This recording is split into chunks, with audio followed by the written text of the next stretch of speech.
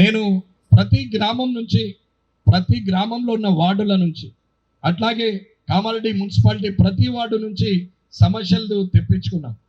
అప్పటి నుంచి అన్ని నేను గెలిచిన ఒక 2-3 నెలల లోపల ఇవన్నీ కార్యకర్తల ద్వారా రాయించుకొని తీసుకొని మళ్ళీ అధికారుల ద్వారా క్రాస్ వెరిఫికేషన్ చేసుకున్న లిస్టు. అమ్మ, ఇక్కడ తాగునీటి సమస్య, పైప్ లైన్ పనులు ఇంకా పూర్తిగా లేదు, కానీ పనులు నడుస్తున్నాయి.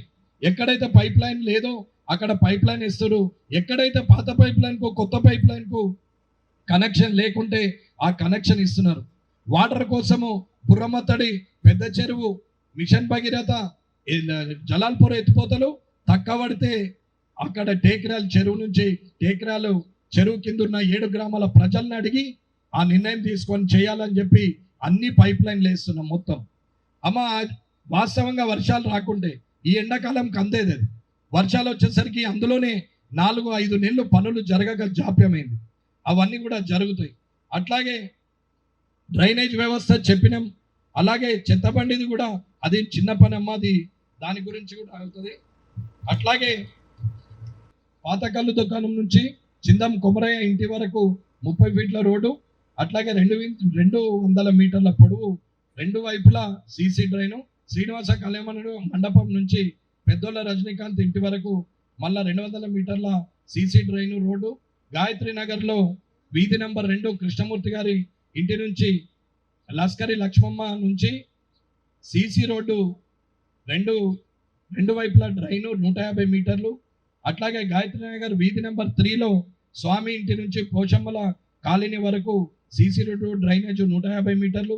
అట్లాగే గాయత్రి నగర్ వీధి నెంబర్ 4 రవీందర్ తలగొక్కుల ఇంటి నుంచి యోగేశ్వర్ ఇంటి వరకు అది సీసీ రోడ్డు డ్రైనేజు 200 మీటర్లు.